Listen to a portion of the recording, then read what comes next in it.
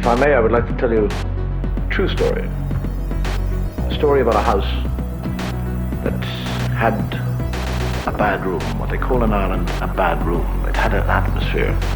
People were loath to go into it. They didn't wish to have anything to do with it. And if people heard about this room and they wanted to go and see it, the people of the house would say, please don't go near the room. And if you do go near the room, always go with somebody, because it has some sort of fatal attraction to draw those people in. And people would open the door and let people look into the room. And the sense of attraction to that room was like a magnetic pull. They would want to go in. And that is why the other person was there always to stop them. And then one young, foolish man decided against all advice that he would spend the night in the room. And people pleaded with him, scolded him, shouted at him, screamed with him, fought with him. And he said, no, I will spend the night in the room to rid us all of this superstitious rubbish. And he went into that room. And the door, without any human being touching, closed behind them. And they all waited. And they all waited until about 6 o'clock in the morning. And from that room, there was the most horrendous, soul-destroying scream. And they all rushed up to the room, and they opened the door.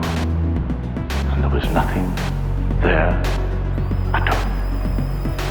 No sign of the young man, except a pungent smell of animal and brimstone mixed together.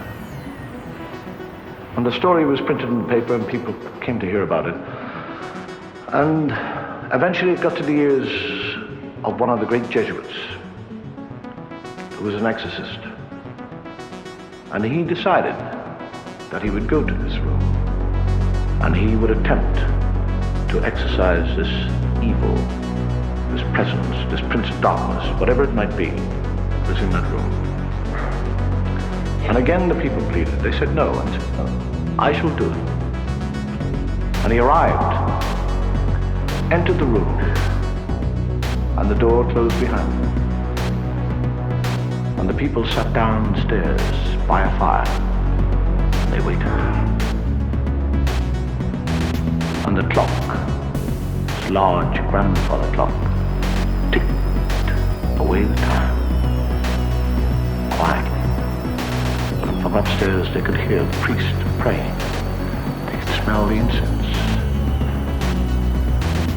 And at about 4:30 in the morning, they looked at the dog, who was asleep by the fire, and in his sleep he had begun to growl. And as they looked at him, the hackles on the back of the dog began to rise. And he gave out the most baleful of hung-like howls. And from the room upstairs, they heard the scream.